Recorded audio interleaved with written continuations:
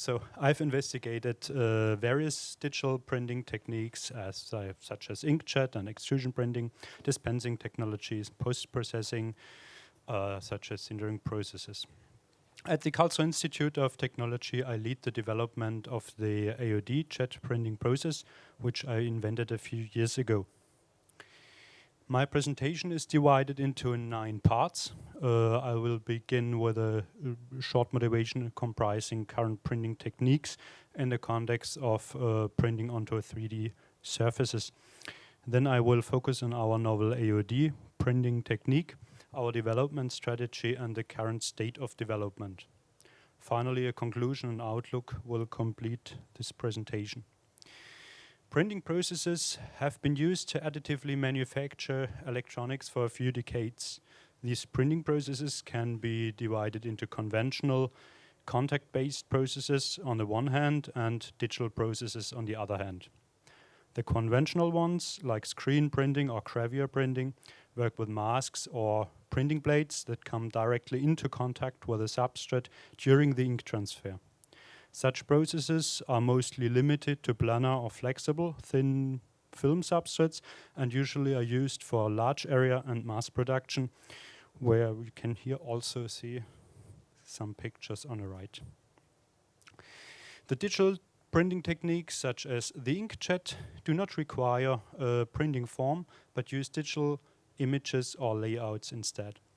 The printheads of these processes usually have no contact with a substrate, and in addition they are more flexible in terms of batch size and a choice of materials, such as the substrates, for example.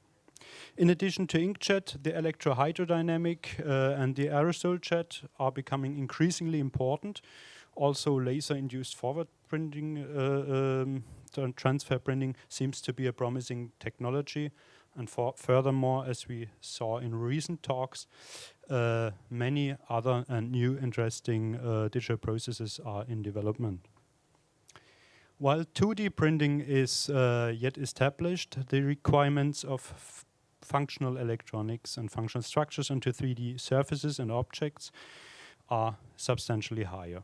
Here we can see a few examples of conductive structures, conductor tracks, applied to 3-dimensional surfaces. The effort to acquire a reproducible structure quality onto such 3D surfaces is significant. Basically, the printhead has to follow the complex contours of such objects. In inkjet printing, for example, the standoff distance between the nozzle and the substrate must be kept constant and is usually less than 1 millimeter or in that range.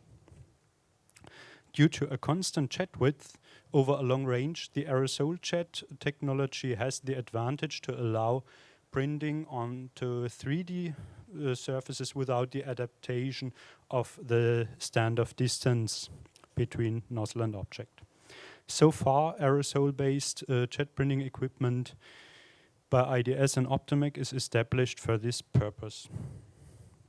However, printing systems from both manufacturers have to struggle with some challenges. The aerosol is generated outside the actual printhead in an atomizing unit with a free ink surface. Due to this atomizing method, the entire printhead system can only be operated in the direction of gravity.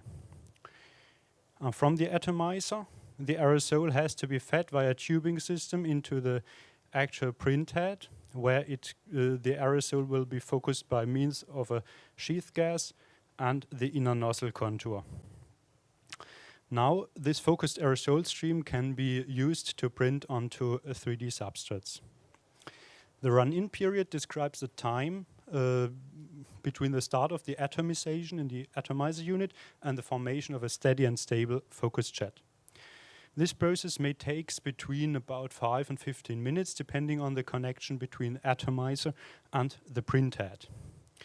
Thus, with the current setups, it's not an option to toggle the atomizer operation during the process.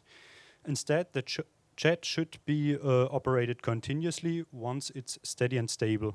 Therefore, a shutter system is required for printing